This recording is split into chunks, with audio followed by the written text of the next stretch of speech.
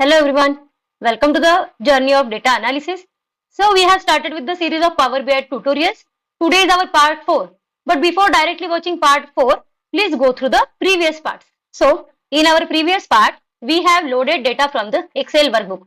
So first point we have seen, that is import data from Excel workbook. Import data from Excel workbook. Then we have seen that data in a data pane as well as in a table view. We have seen that in a data pane, we can see the column headers which are sorted according to the alphabetical order. And table view के अंदर data जो है वो each and every cell हम लोग देख सकते हैं. फिर हम लोगों ने क्या देखा था कि पावर बीआई के अंदर जो भी डेटा है हमारे पास वो बेसिकली 3 तरह का होता है. एक होता है नंबर टाइप का डेटा, एक होता है टेक्स्ट टाइप का डेटा और एक होता है डेट टाइप का डेटा. अगर किसी कॉलम के अंदर नंबर टाइप का डेटा है, उसका मीनिंग क्या, वो डेटा के ऊपर हम लोग मैथमेटिकल ऑपरेशंस परफॉर्म कर सकते हैं. सो अगर किसी कॉलम के अंदर नंबर टाइप का डेटा प्रेजेंट है तो वो कॉलम हेडर के पीछे हमें सिग्मा सिंबल दिखाई देता है. सेकंड हम लोगों ने क्या देखा था, टेक्स्ट डेटा. ठीक है, जैसे कि किसी का एड्रेस है, किसी का नाम है, वो क्या हो गया, टेक्स्ट डेटा. एंड थर्ड जो होता है वो था हमारा डेट टाइम डेटा. ठीक है, अगर किसी कॉलम के अंदर डेट्स मेंशन की है, डेट सेव्ड है, ठीक है, तो वो डेटा हो गया हमारा डेट टाइप का डेटा. और ऐसे कॉलम हेडर के पीछे कैलेंडर का सिंबल जो है वो दिखाई देता है. ये तो बेसिक 3 टाइप्स हो गए, लेकिन पावर बीआई के अंदर कितने डेटा टाइप्स अवेलेबल हैं? सो डेटा टाइप्स जो है कौन से अवेलेबल है? एक है हमारा होल नंबर. ओके, सेकंड जो है वो है हमारा डेसिमल नंबर. थर्ड हम लोगों ने देखा था fixed decimal number.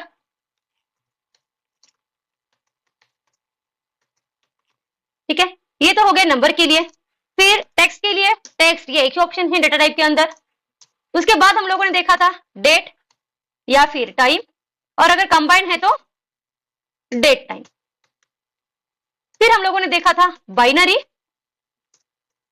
And last हम लोगों ने देखा था true false.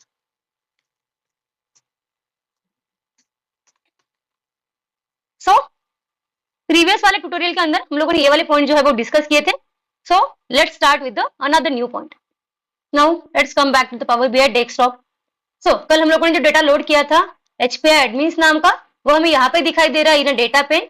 Below this these are all the column headers.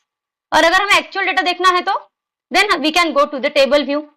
तो यहाँ पे हमें पूरा का पूरा डेटा जो है वो विजिबल है. सो कल हम लोगों ने ये देखा था कौन से डेटा टाइप्स अवेलेबल है पावर बीआई डेस्कटॉप के अंदर. ठीक है, सो यहाँ पर अगर मुझे किसी कॉलम का डेटा टाइप चेंज करना है तो हम लोग कर सकते हैं. नाउ एग्जांपल, फॉर एग्जांपल यहाँ पे देखो मेरे पास एक कॉलम है जिसका नाम है एवरेज प्राइस. जैसे मैंने ये कॉलम को सिलेक्ट किया, ऊपर क्या ओपन हो रहा है, ओपन हो रहा है कॉलम टूल्स. ठीक है, कॉलम टूल्स के अंदर हमें एक टाइप दिखाई दे रहा है एज अ डेसिमल नंबर. मतलब क्या, ये वाले कॉलम के अंदर जो भी डेटा प्रेजेंट है वो किस तरह का डेटा है, वो डेसिमल नंबर का डेटा जो है वो प्रेजेंट है. समझो, मुझे इसे के अंदर जो भी डेटा प्रेजेंट है ना उसे होल नंबर में कन्वर्ट करना है. मतलब मुझे ये डेसिमल पॉइंट के बाद जितने भी डिजिट्स है वो नहीं चाहिए. सो हम लोग किसी भी कॉलम का टाइप जो है, डेटा टाइप जो है वो चेंज कर सकते हैं. Just select that column, click here on the data type and select the particular data type. अभी जो है वो डेसिमल नंबर है, मुझे उसे होल नंबर में कन्वर्ट करना है. So I am just clicking here on the whole number. Yes, click here on the yes. Now यहाँ पे देखो कॉलम के अंदर जो वैल्यूज है वो किस तरह से चेंज हो रही है.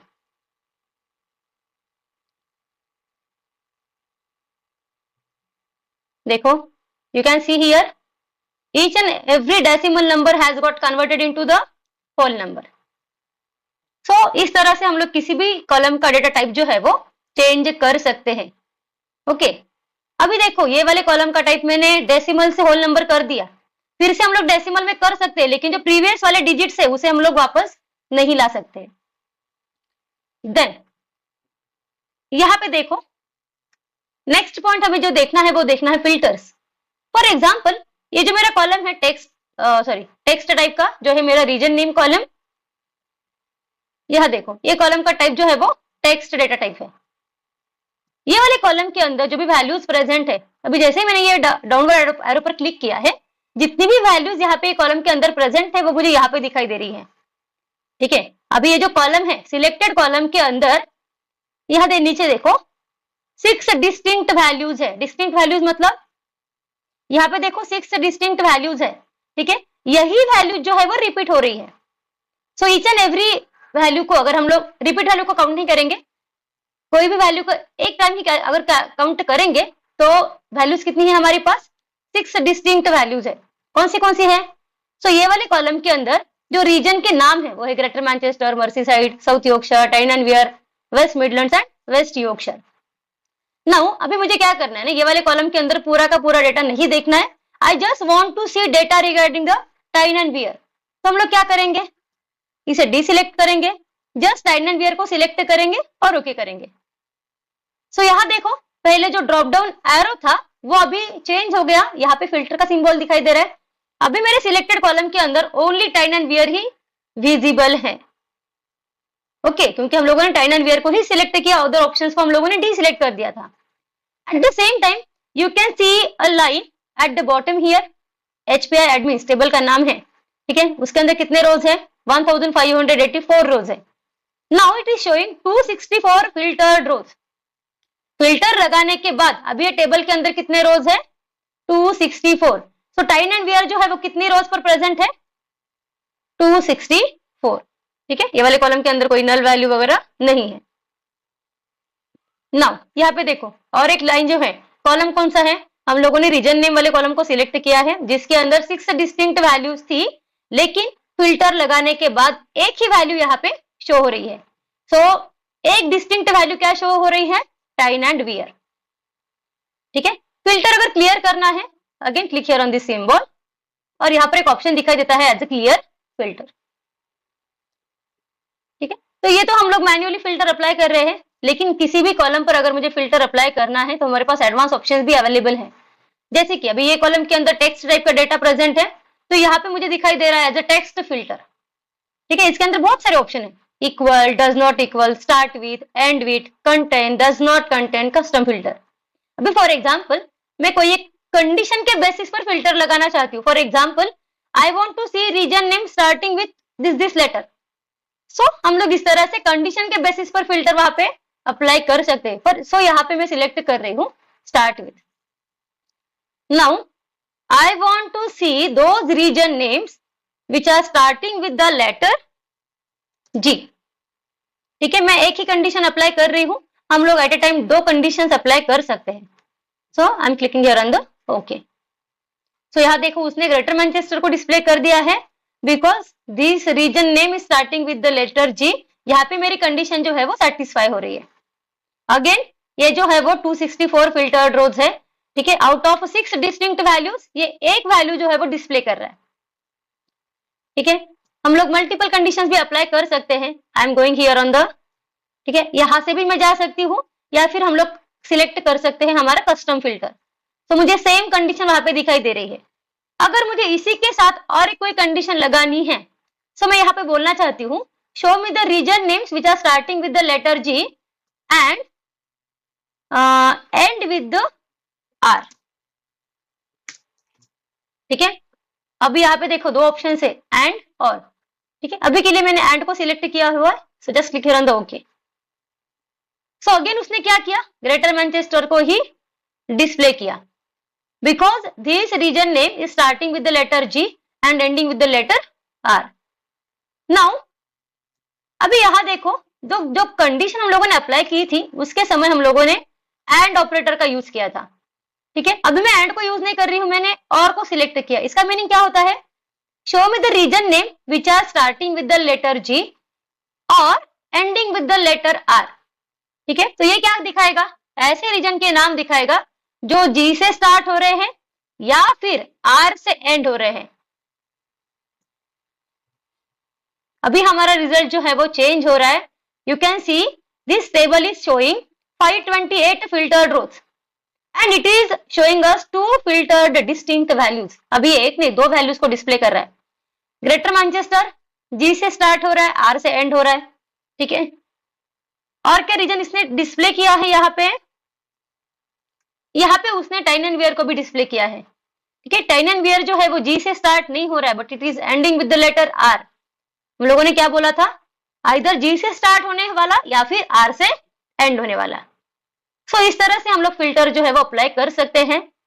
ठीक है, फिल्टर को क्लियर करना है तो हम लोग क्लियर फिल्टर करेंगे। अभी जैसे कि ये वाला कॉलम जो है वो मेरा टेक्स्ट कॉलम था, अगर मैं यहाँ पर सिलेक्ट कर रही हूँ डेट कॉलम पर, जिसके अंदर डेट टाइप का डेटा प्रेजेंट है, तो यहाँ पर हमारे पास ऑप्शन आता है date filters.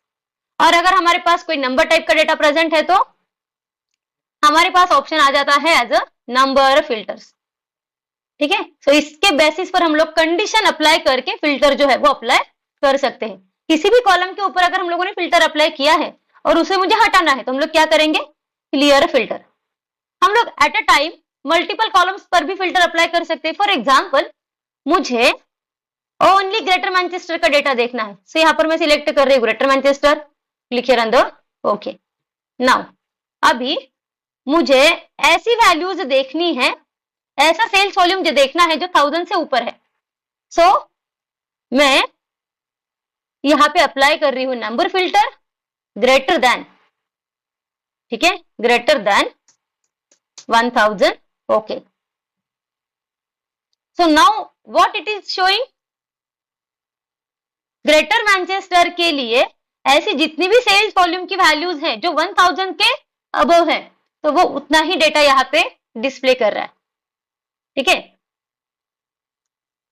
At the same time अभी यहाँ पे देखो, अगर मुझे कोई पर्टिकुलरली ईयर के लिए ही डेटा देखना है तो मैं क्या करती हूँ, यहाँ पर इक्वल्स करती हूँ और मुझे ईयर सिलेक्ट करना है जो है मेरा ईयर 2004। ठीक है, 2004 जनवरी मंथ। ठीक है, एंड डेट सिलेक्ट करती हूँ मैं एज अ 5, ओके। उस डेट का डेटा अवेलेबल नहीं है, सो मैं क्या कर लेती हूँ ना, यहाँ पे कोई एक पर्टिकुलर डेट जो है वो सिलेक्ट करके ओके कर लेती हूँ।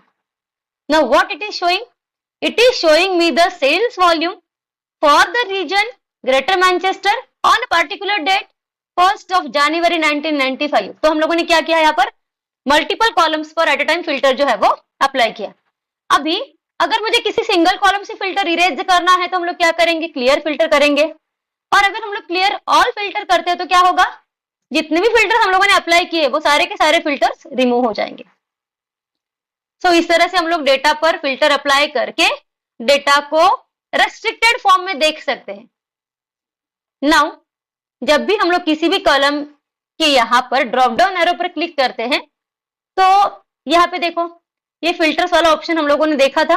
ठीक है, इसी के अलावा और एक ऑप्शन दिखाई देता है एज अ सॉर्ट। ठीक है, सॉर्ट असेंडिंग या फिर सॉर्ट डिसेंडिंग। ठीक है, sorting means just rearrangement of your data. अभी जैसे कि यहाँ पे ये जो कॉलम है मेरा रीजन नेम कॉलम, इसके अंदर टेक्स्ट टाइप का डेटा प्रेजेंट है, तो सॉर्ट असेंडिंग क्या करेगा, उसे अल्फाबेटिकली सॉर्ट करेगा from A to Z. Descending किया तो जेड टू ए।